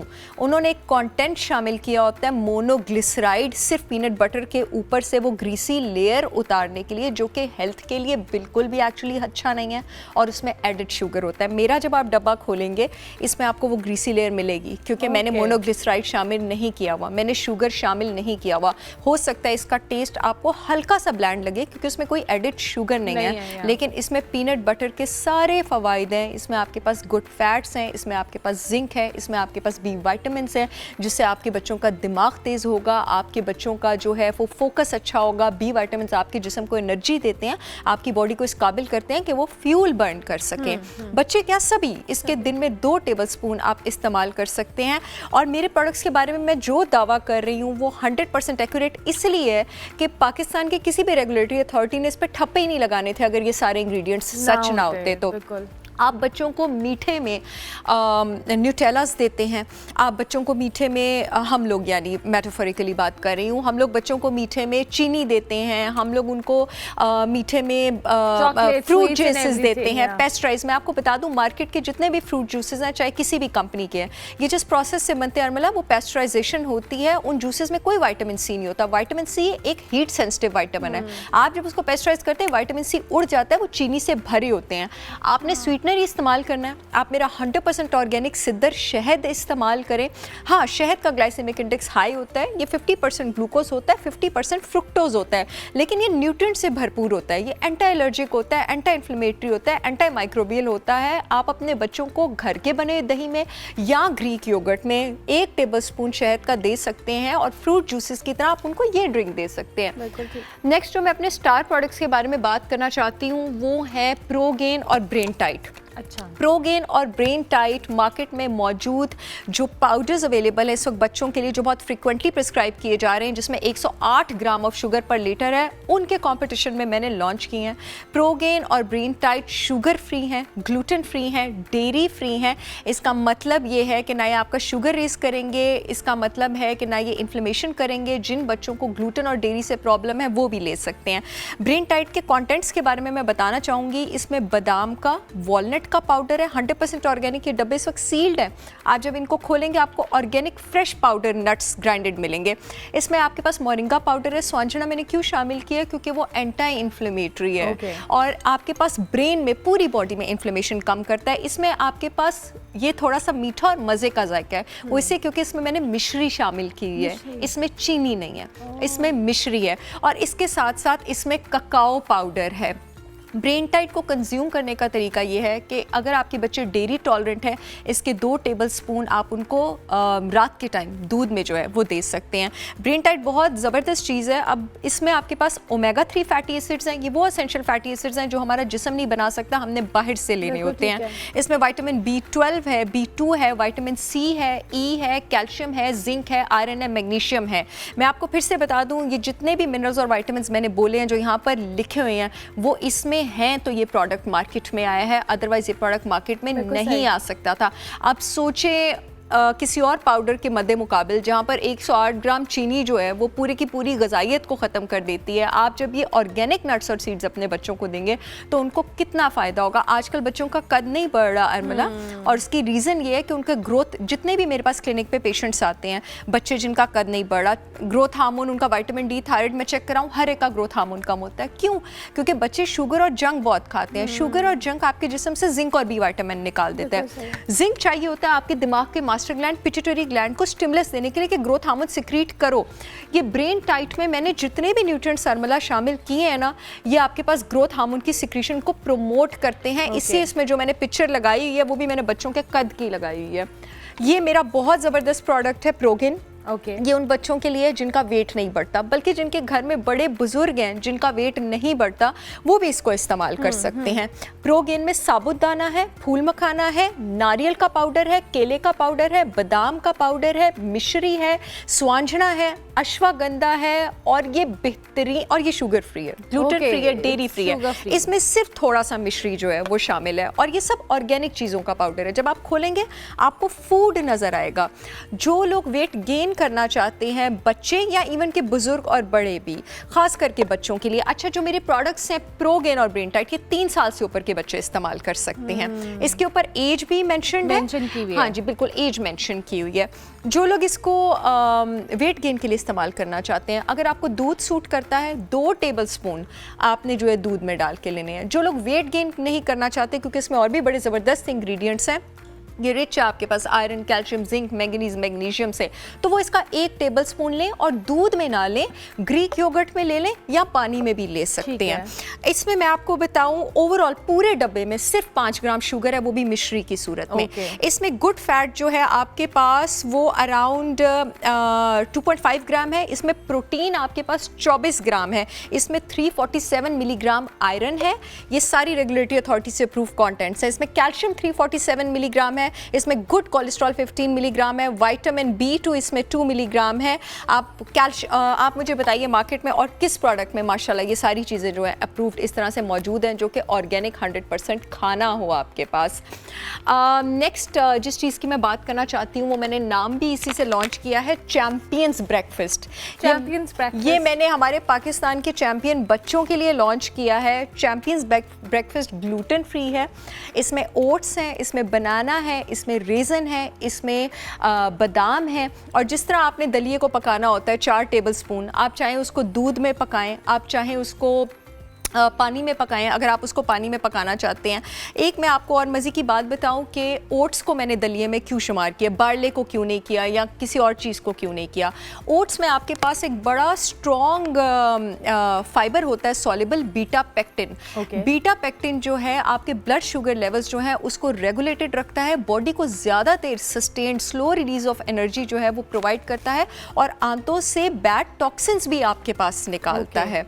ये बेहतरीन आप अपने बच्चों को अगर कंडीशन, अब जैसे नाश्ते के लिए कितनी सारी ऑप्शंस हैं, आप चैंपियंस ब्रेकफास्ट बनाएं बच्चों के लिए, उसमें आप शहद का 1 टेबल स्पून डालें, साथ आप एक पीनट बटर का टेबल स्पून डालें, साथ आप ग्लूटेन फ्री आटे की रोटी बनाएं। क्या ज़रूरत है आपको बच्चों को न्यूटेलास देने की, पैनकेक्स देने की, फ्रेंच टोस्ट देने की, और आप अपने बच्चों की एनर्जी पे, मूड में और मेमोरी में रिजल्ट्स आप नोटिस कीजिएगा। जाहिर है जो खा रहे हैं वही मूड और मेमोरी पे असर हो रहा है। हम जो खाते हैं वो बन जाते हैं अपने गट के बैक्टीरिया को जो खिलाते हैं। और मैं आपको बताऊं, बच्चा हो या बड़ा, किसी भी इंसान का शुगर लेवल जितना स्टेबल होता है उसका एनर्जी, मूड और फोकस उतना ही स्टेबल होता है। इवन आप शुगर जब क्विट कर रहे होते हो और अगर आप मीठी चीज नहीं खा रहे, आप वैसे ही क्रैंकी हो जाते हैं। आप वैसे ही क्रैंकी हो जाते हैं बिकॉज वो डोपामीन हिट निकलता है ना। अब जनाब मैं अपने मल्टीग्रेन आटा के बारे में बताना चाहूंगी। पाकिस्तान में इस वक्त सिर्फ मेरा मल्टीग्रेन आटा है माशाल्लाह, जिसमें अराउंड आपके पास 14 अनाज शामिल हैं। Magnesium, zinc, iron, calcium, folic acid, riboflavin, vitamin B1, carbohydrates, protein, good fat से ये रिच है। इसमें जो जो अनाज शामिल है वो मैं पढ़ के बताना चाहती हूँ। जिसमें मेथी दाना है, इसमें मस्टर्ड सीड्स हैं, इसमें साइलियम हस्क है जो आपके गट के लिए बहुत ज़्यादा अच्छा है, इसमें स्वांजना है, इसमें ज़ीरा है, इसमें चने का आटा है, इसमें सोरगम है, इसमें दाल का आटा है, इसमें बीन्स हैं, इसमें बाजरा है, इसमें मकई है। नहीं है इसमें तो गंदुम नहीं है। बच्चों के लिए तो ये बेहतरीन है ही। इतना लजीज माशाल्लाह मेरा आटा है, जो लोग इस्तेमाल करते हैं, मेरे पेशेंट्स मुझे वीडियोज़ बना के भेजते हैं। आप लोग यकीन करें, आप रोटी बनाएंगे ना, क्योंकि इसमें इतनी सारी चीज़ें शामिल हैं, रोटी खुद सैंडविच जैसी बनती है, उसका जायका खुद सैंडविच जैसे, आप तोड़ेंगे आपको लगेगा आपने सैंडविच खाया है। It is a complete meal, क्योंकि इसमें बेसन भी है, इसमें मोरिंगा भी है, इसमें बाजरा भी है, तो फाइबर, प्रोटीन, फैट सब कुछ है इसमें।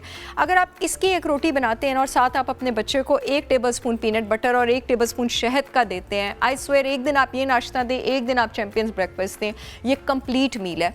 इसके साथ साथ अनमला, जितने भी लोगों को डायबिटीज़ है, जितने भी लोगों को कोलेस्ट्रॉल का प्रॉब्लम है, जितने भी लोगों को ब्लड प्रेशर का प्रॉब्लम है, जितने भी लोगों को जो अपने वेट वॉचर्स हैं, सब इसको इस्तेमाल कर सकते हैं। बिकॉज इसमें आपके पास कोई रिफाइंड ग्रेन शामिल नहीं है, कोई भी ग्रेन इसमें रिफाइंड नहीं हुआ। इसकी रोटी आप खाएं, ये आपका ब्लड शुगर लेवल एकदम से ऊपर नहीं लेके जाएगा। एक और बहुत ज़बरदस्त चीज़ जो मैंने बच्चों के लिए लॉन्च की है, या अदरवाइज़ भी वो लोग जिनको मेमोरी का प्रॉब्लम हो, अच्छा जो अब मैं प्रोडक्ट बताने लगी हूँ 10 साल से ऊपर के बच्चों ने लेना है, वो मेरा मेमोरी बूस्ट पाउडर है। ये मैं अश्वगंधा ले आई हूँ, ये भी बच्चे ले सकते हैं। मेमोरी बूस्ट पाउडर की बोतल आई थिंक मेरे से इस वक्त वहाँ वो सेट के पीछे रह गई है। मेरा जो मेमोरी बूस्ट पाउडर है उसमें अनमला मैंने ऐसी चीज़ें शामिल की जो हमारे ग्रोसरी स्टोर से इजीली नहीं मिलती, इवन कि अच्छे भी। एवोकाडो का नाम आपने और मैंने तो सुना हुआ है, लेकिन हमारे पाकिस्तान में बहुत सारे लोगों ने नहीं सुना हुआ। एवोकाडो आपके पास ऐसा नायाब फल है, कुछ लोग फल कहते हैं, कुछ लोग आपके पास सब्जी कहते हैं, जिसमें 22 ग्राम ऑफ गुड फैट है। और वो कौन सा गुड फैट है अनमला? वो आइकोसा पेंटानोइक एसिड है, डोकोजा हेक्सोनोइक एसिड है। आपके दिमाग का आधा ग्रे मैटर जो है, यानी वो एरिया जो आपका इंटेलिजेंस और फोकस जो है वो डिटरमिन करता है, वो इससे बना होता है। मैंने अपने मेमोरी बूस्ट पाउडर में एवोकाडो शामिल किया है। एवोकाडो में आपके पास विटामिन B1 और B5 होता है। हमारे दिमाग का जो रेस्ट और डाइजेस्ट सिस्टम है ना, स्ट्रेस मैनेज करने वाला, वो विटामिन B1 और B5 पर डिपेंड करता है ठीक तरह परफॉर्म करने के लिए। आपके बच्चे की मेमोरी भी अच्छी होगी, उसका स्ट्रेस सिस्टम भी अच्छा होगा। एक और सब्जी जो हमारे यहाँ पर इजीली नहीं मिलती और बड़ी ज़बरदस्त है, कोविड में लोगों को उसके बारे में बड़ा पता लग गया था, ब्रोकली। मेरे मेमोरी बूस्ट पाउडर में ब्रोकली भी शामिल है। अच्छा, वो भी है? ब्रोकली भी शामिल है। ब्रोकली में आपके पास किन्नू से ज़्यादा विटामिन C होता है, विटामिन K2 होता है। जिस बच्चे की डाइट में जितना विटामिन K2 होगा उसका कद उतना लंबा होगा, क्योंकि विटामिन K2 मेक श्योर करता है कि जो आपकी हड्डियां हैं वो उतनी लंबी हों और कार्टिलेज प्लेट वक्त से पहले क्लोज ना हो। और दूसरा, आपके पास ब्रोकली मेमोरी बूस्ट पाउडर में मैंने क्यों शामिल किया है, उसमें सल्फोरेफेन मौजूद होता है। जो सल्फोरेफेन है ये आपके दिमाग में इन्फ्लेमेशन होने से रोकता है। मेजॉरिटी लोगों का with the passage of time, with the passage of age अनमला, मेमोरी जाने की वजह पता है क्या होती है? मेमोरी जाने की वजह ये होती है कि उनके दिमाग में इन्फ्लेमेशन हो जाती है हिपोकैम्पल एरिया में, जो एरिया आपकी मेमोरी और लर्निंग के साथ है। सल्फोरेफेन में रिच जितने वेजिटेबल्स होते हैं, ब्रोकली सबसे ज़्यादा रिच है, वो आपके उस एरिया से इन्फ्लेमेशन रोक के रखता है। मेरे मेमोरी बूस्ट पाउडर में ककाओ पाउडर भी शामिल है, जिसमें डार्क चॉकलेट भी शामिल है। ये चीज़ें आपकी मेमोरी के लिए बहुत ज़्यादा अच्छी हैं। थोड़ी सी अमाउंट में कैफ़ीन भी शामिल है। कैफ़ीन आपकी बॉडी में ग्लूटामेट को ऊपर रखता है। ग्लूटामेट जो है वो आपका रिएक्शन टाइम अच्छा रखता है, आपका रिफ्लेक्स अच्छा रखता है। और बच्चों को एक और चीज़ जो एक हर्ब बड़ी सेफ़ है, जो 10 साल से ऊपर के बच्चे ले सकते हैं, वो आपके पास अश्वगंधा है। ओके, अश्वगंधा वैसे तो बच्चों के लिए, बड़ों के लिए, खवातीन के लिए, सब के लिए बहुत ज़्यादा अच्छी है। बट बच्चों को भी आप अगर आपके बच्चे जो हैं वो हाइपर एक्टिव हैं, खासकर जिन लोगों के बच्चों को ऑटिज़म है, ADHD है, जिन लोगों को लर्निंग और मेमोरी इश्यूज़ हैं, ये पाकिस्तान की सारी रेगुलेटरी अथॉरिटी से अप्रूव्ड अश्वगंधा, ये आप उनको इस्तेमाल करवा सकते हैं। क्या बात है, ज़बरदस्त डॉक्टर साहर, ये बड़ी अच्छी चीज़ें आपने बताई। और ज़ाहिर parents are very much concerned कि उनके बच्चे जो खा रहे हैं वो लॉन्गर रन में हेल्दी है या नहीं है। अच्छा, ये जो आपने सारी चीज़ें बताई हैं, हम इसको 3 इयर्स और 10 इयर्स की एज ब्रैकेट से ऊपर कर रहे हैं, जो राइट? ब्रेन टाइट और प्रोगेन है वो 3 साल से ऊपर के बच्चे ले सकते हैं। और बाकी पीनट बटर है, शहद है, दलिया है, मल्टीग्रेन आटा है, जैसे आपके बच्चे खाना शुरू करते हैं आप खिलाना शुरू करें। अश्वगंधा और मेमोरी बूस्ट पाउडर स्पेसिफिकली 10 साल से ऊपर के बच्चों के लिए, और ये डब्बों पे भी लिखा हुआ है। ज़बरदस्त, thank you very much doctor साहर, बहुत शुक्रिया आप तशरीफ़ लाई। डॉक्टर साहर चावला हमारे साथ मौजूद थी। जी, होलिस्टिक विजडम बाय साहर चावला इनकी प्रोडक्ट्स हैं, और याद बच्चों के लिए स्पेसिफिकली ये पैकेज लेकर आई थी। उम्मीद करते हैं हेल्पफुल रहा होगा। हम ब्रेक लेते हैं, ब्रेक के बाद वापस आते हैं। और मतलब ये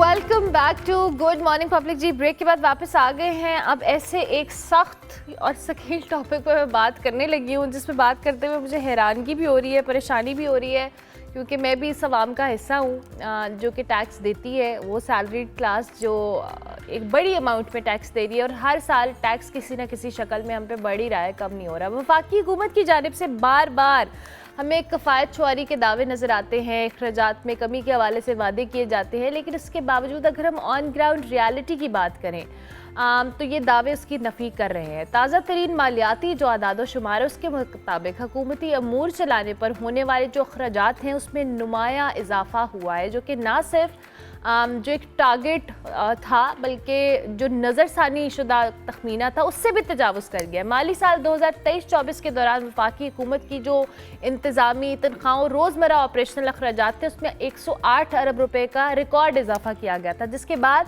ये मजमूई खर्चा जो है 892 अरब रुपए तक पहुँच चुका है, जो कि गुज़िश्ता साल 784 अरब रुपए था। ये इजाफा जी ना सिर्फ कफ़ायत शुआरी हुकूमती जो बयानिया बार बार कहा जाता है उस पर एक क्वेश्चन मार्क है, बल्कि हमारे जो मईशत पर पड़ने वाला बोझ है इसमें मज़ीद इजाफे का भी बाइस बन रहा है। इससे पहले भी मैं मेंशन करना ज़रूर ही समझूंगी कि हम अब जो IMF के हवाले से हमेशा बात करते हैं कि IMF ने हमारे ऊपर ये रिस्ट्रिक्शंस लगाई हैं क्योंकि हम उसके उनसे कोलैबोरेशन या कोऑपरेशन की उम्मीद रखते हैं। Eight the same time IMF की तरफ से बारहा ये कहा जा चुका है कि हुकूमत को अपने अखराजात भी कम करने हैं। अगर हुकूमती अखराजात कम नहीं कर रहे तो आप और मैं जो टैक्स दे रहे हैं ज़ाहिर है ये वही पैसे हैं। इस वक्त हमारे साथ मोहम्मद अली सरफराज साहब मौजूद हैं, जो कि मेंबर नेशनल असेंबली भी हैं, रहनुमा तहरीक इंसाफ भी हैं। उनको हम खुशामदीद कहेंगे। बहुत शुक्रिया सर कि आपने वक्त दिया हमें अर्ली इन द मॉर्निंग। ये जो हुकूमती अखराजात की हम बात कर रहे हैं, जो कफ़ायत शुआरी हमें बारहा बताई जाती है आवाम को कि जी हम कफ़ायत शुआरी से काम कर रहे हैं, हुकूमती इंतज़ामी मामलात बड़े तरीके से चलाने की कोशिश कर रहे हैं, ये जो अखराजात में इजाफा हुआ है और होता ही चला जा रहा है, ये कैसे पूरा होगा?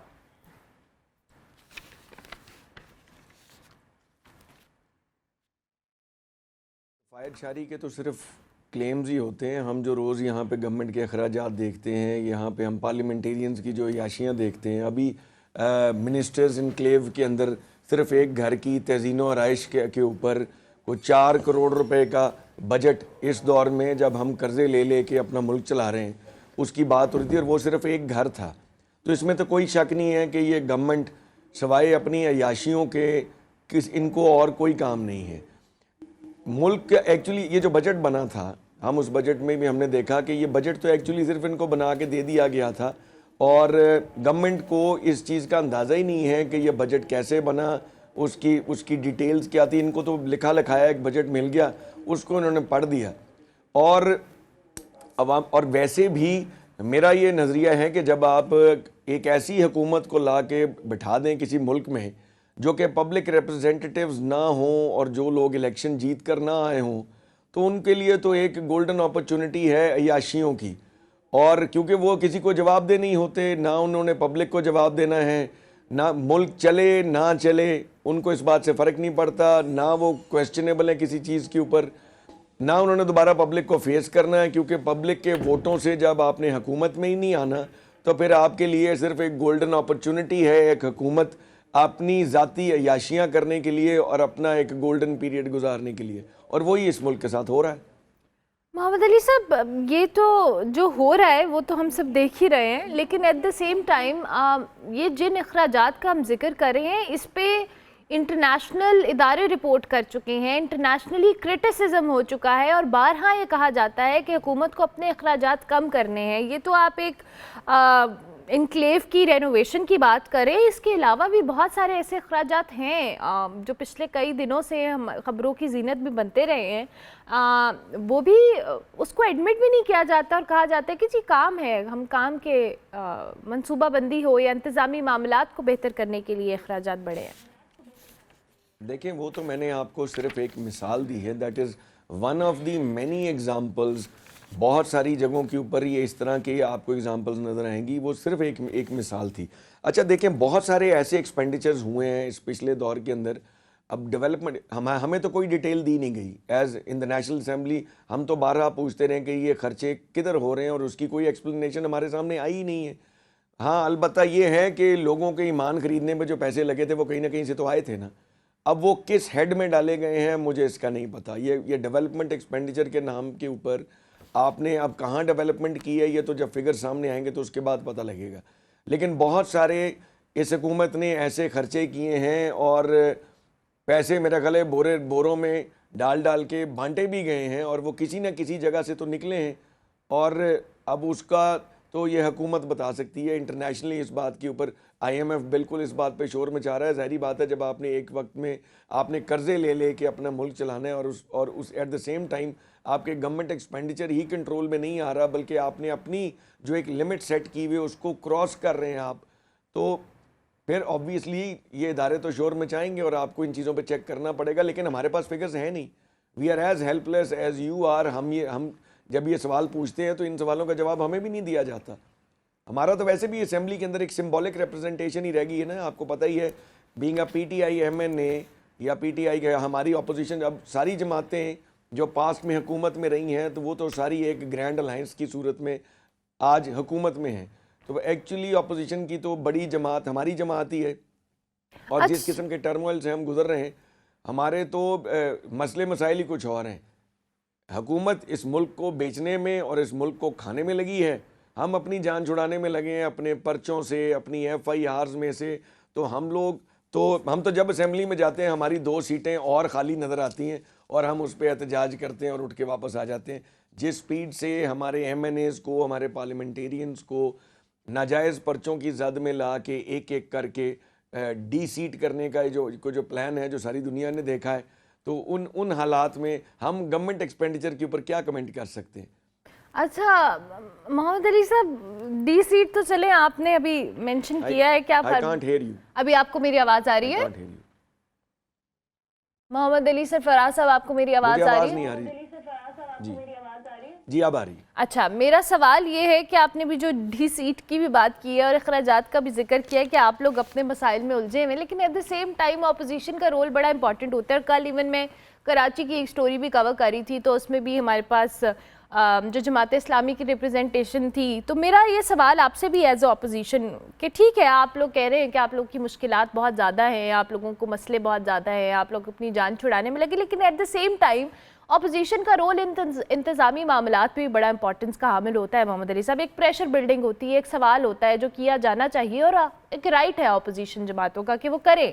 कि ये जो अखराजात हो रहे हैं ये क्यों हो रहे हैं, क्योंकि अवाम टैक्स दे रही है, आपके उस अवाम में आपके सपोर्टर भी कहीं ना कहीं शामिल, अगर वो हुकूमती जमातों के भी हैं। तो ये जो मिफ्ता इस्माइल साहब भी ये वो रोल जो अदा कर रहे हैं कि मुख्तलिफ DC ऑफिस में जा रहे हैं, दिखा रहे हैं कि किस तरह खर्चे हो रहे हैं, कि एक DC अभी तैनात हुआ है, उसने आते ही कहा है कि जी मैंने अपने ऑफिस में नया फर्नीचर रखना है, मैंने उसको रेनोवेट करना है। अवामी मसाइल से तवज्जो हटा के पहले अपनी लग्जरी को फोकस करना, ये वतीरा सियासतदानों का आपको समझते होना चाहिए, क्योंकि ये वही अवाम है जिनको मैंडेट देकर यहाँ सीटों पे बिठाती है। मैंने आपको पहले ही भी बात एक्सप्लेन की कि ये जो गवर्नमेंट है ये अवाम के मैंडेट पे नहीं आई, और उसी की वजह है मसलन मैं अगर अपने हलके से लोगों के वोट लेकर अगर आया हूँ और मुझे पता है कि मैं हलके में दोबारा जाऊँगा, मैं लोगों को फेस करूँगा, तो मुझसे यह सवाल होगा कि जनाब आप ये मर्सिडीज़ गाड़ी में या इतने एक्सपेंसिव फर्नीचर पे जो बैठ रहे हैं इस दौर में, जब हम कर्जे ले लेके अपना मुल्क चला रहे हैं, तो इसकी क्या जस्टिफिकेशन है? मुझे अपने आप को जस्टिफाई करना पड़ेगा। जिस शख्स ने पब्लिक से वोट ही नहीं लेना और मेरा फॉर्म 45 चेंज करके फॉर्म 47 की सूरत में आके असेंबली में 5000 वोट लेके एक आदमी अगर 1,70,000 उसका काउंट निकला है और आके अब आराम से कुर्सी में बैठ जाए, तो उसको क्या फिक्र है कि मुल्क किस तरफ को जा रहा है, जब वो किसी को आंसरेबल ही नहीं है, ना वो पहले पब्लिक में गया ना उसने दोबारा पब्लिक में जाना है। जहाँ तक बात है अपोजिशन के रोल की, आपने देखा होगा कि कौमी असेंबली के अंदर हमने 12 सवाल उठाए, कोई मिनिस्टर कोई गवर्नमेंट रिप्रेजेंटेटिव सवाल देने के लिए गवर्नमेंट बेंचेस के जो फ्रंट रो है जहाँ पे वज़रा ने आना होता है, हम असेंबली में सवाल उठाते हैं, उन सवालों को देने के लिए कोई ना कोई गवर्नमेंट का रिप्रेजेंटेटिव होना चाहिए, वज़रा की हाज़िरी होनी चाहिए कौमी असेंबली के अंदर, ताकि हम जो सवाल करते हैं उनको कोई ना कोई कई इजलास ऐसे गुजर जाते हैं गवर्नमेंट की रिप्रेजेंटेशन होती नहीं, अगले सारे बेंचेस खाली होते हैं। दे डोंट केयर कि हम सवाल क्या कर रहे हैं। हम तो वहाँ पे अगर कोई नया बिल आए जिस पे वोटिंग हो, हम लोग विजिबली अपोजिशन के लोग, हमारी हाज़िरी शायद गवर्नमेंट वालों से ज़्यादा होती है, हालांकि हम आहिस्ता आहिस्ता हमारा नंबर कम किया जा रहा है असेंबली में।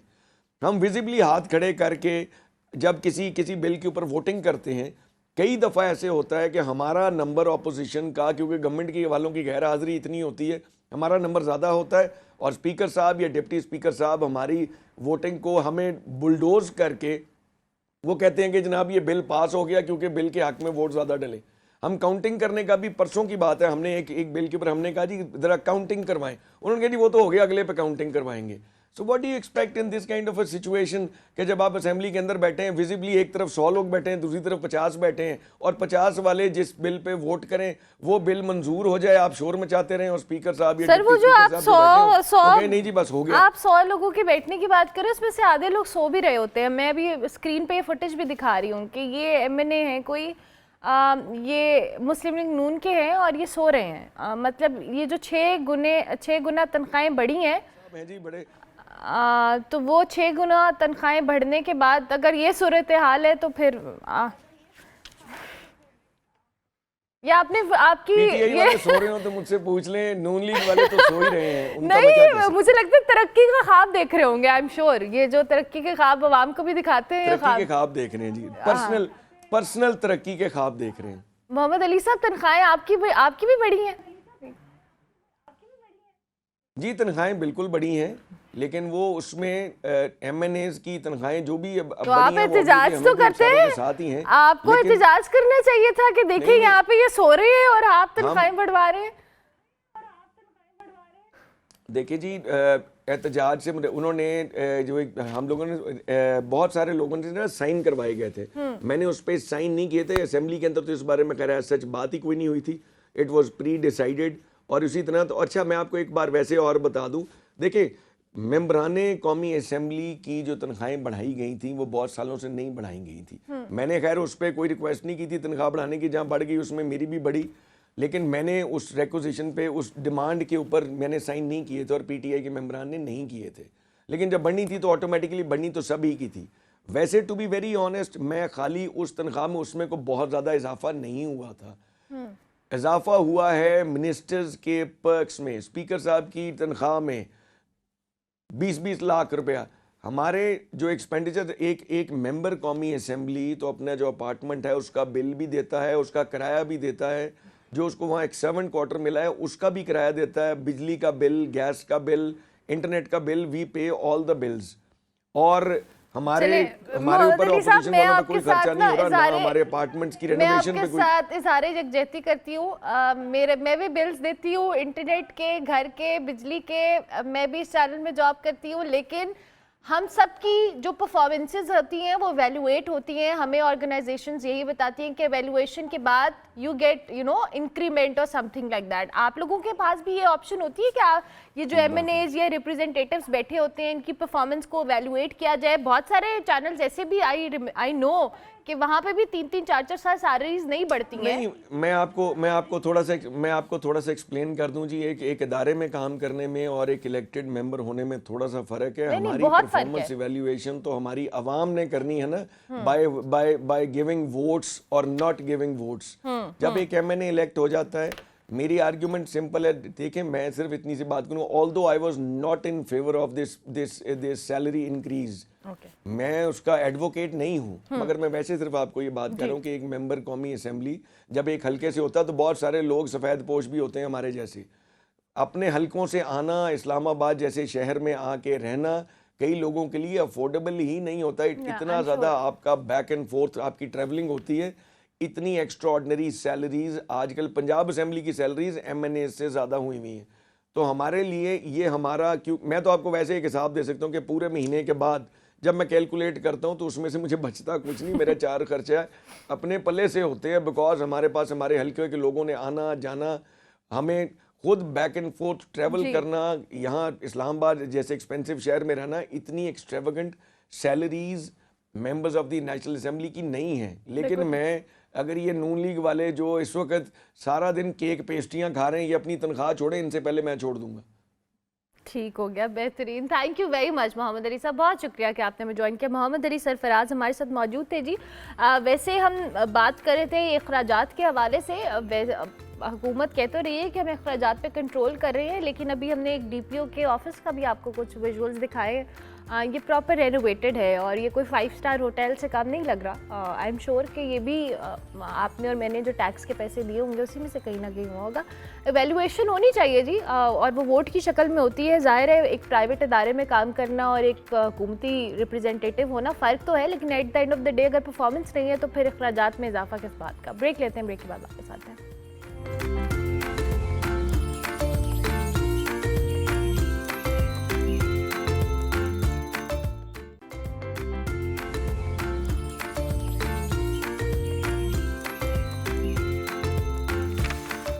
Welcome back to good morning public ji. Break के बाद वापस आ गए प्रोग्राम का बिल्कुल आखिरी हिस्सा। हमने सोचा कि अब आपकी मुलाकात एक आर्टिस्ट से करवाई जाए। आज हमारे साथ एक ऐसे आर्टिस्ट मौजूद हैं जिनकी जनरेशनल एक ये जो आर्ट है उसके हवाले से तो आज हम बात करेंगे। उन्होंने जो क्लासिकल या क्लासिक खताती है उसको जदीद अंदाज में पेश किया है। आयरलैंड से इन्होंने मार्केटिंग की तालीम हासिल की है, उसके साथ साथ पाकिस्तान, सऊदी अरब, UK में खताती हो, मुसव्वरी हो, और साथ साथ मेंटोरशिप भी करते हैं, टीचिंग भी करते हैं। बड़े वर्सेटाइल इंसान हैं, उनकी फैमिली के अंदर ये चीज़ मौजूद है। उकाशा साहिल हमारे साथ मौजूद हैं।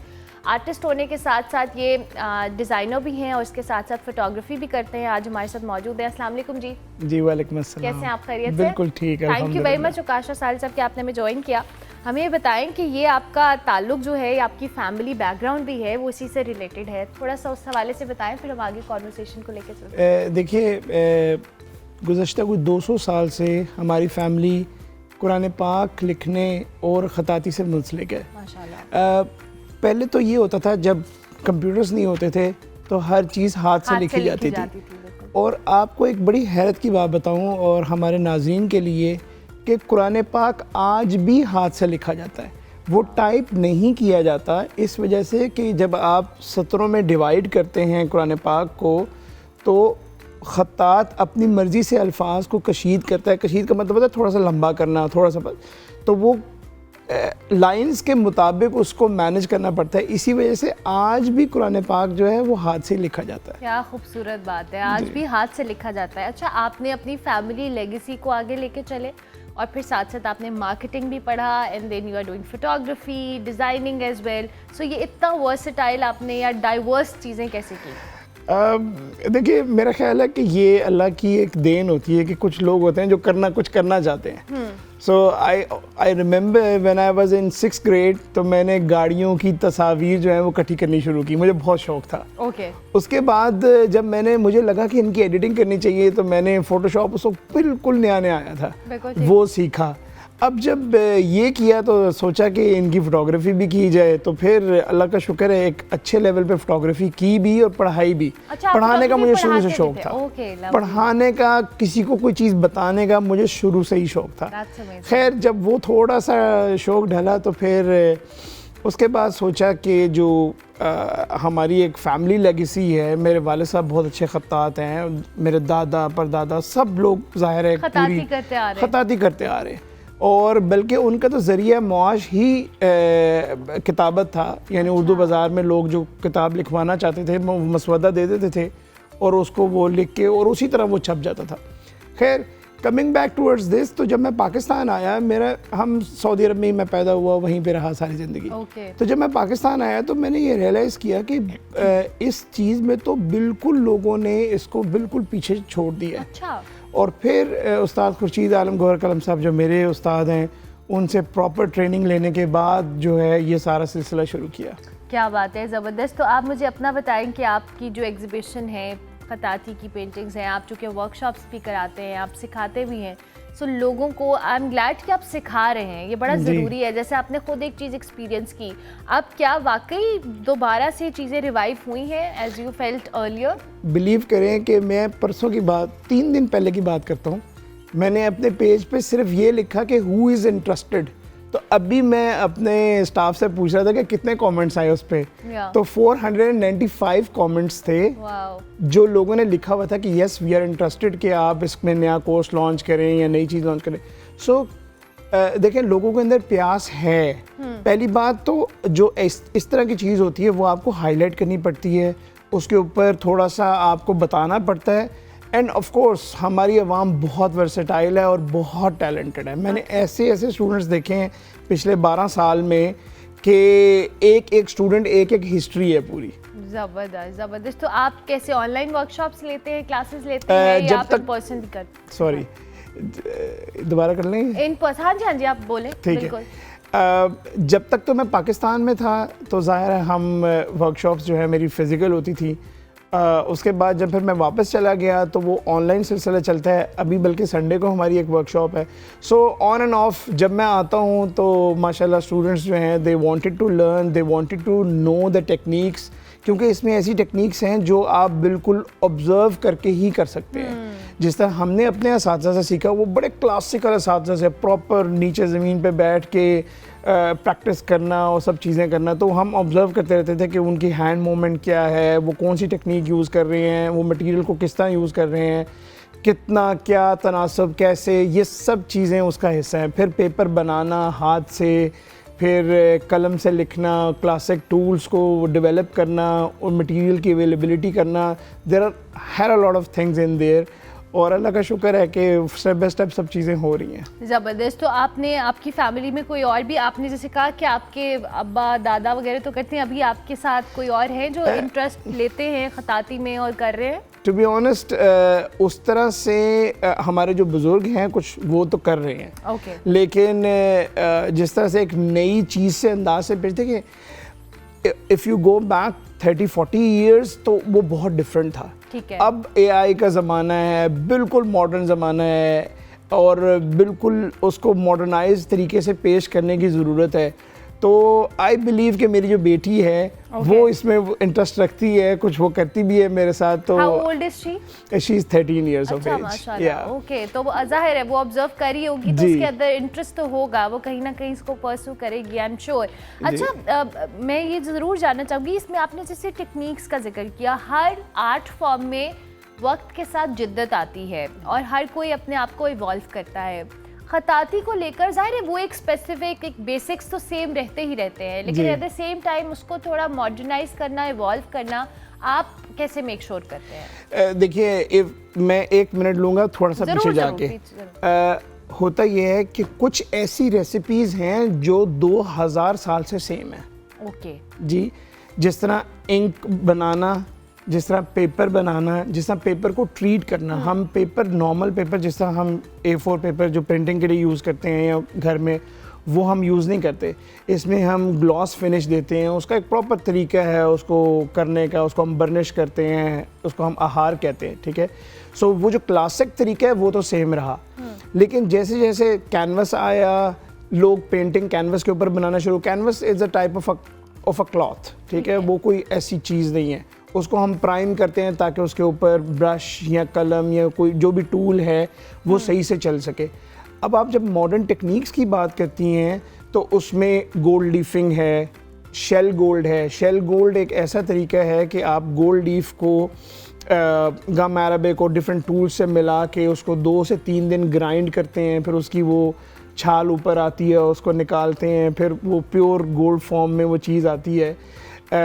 मैंने एक चीज़ ट्राई की थी, अल्लाह कबूल कर ले उसको, कि अल्लाह ताला के 99 नाम जो हैं सुल्स में, क्लासिक में, और मैं इंग्लिश कैलीग्राफी भी चूँकि करता हूँ तो वो कॉपर प्लेट में, उसमें मैंने 24 कैरेट गोल्ड के गोल्ड लीफ को शेल गोल्ड बना के सिंथेटिक के साथ मिक्स करके उसका पूरा एक प्रोसेस है। हमारी जो टीचर थी Nausheen, she was graduated from US, और उन्होंने हमें ये टेक्निक सिखाई when I was in NCA। मैंने National School of College of Art से डिप्लोमा किया ड्राइंग एंड पेंटिंग में, फिर कैलीग्राफी में, और फिर नक्काशी में भी।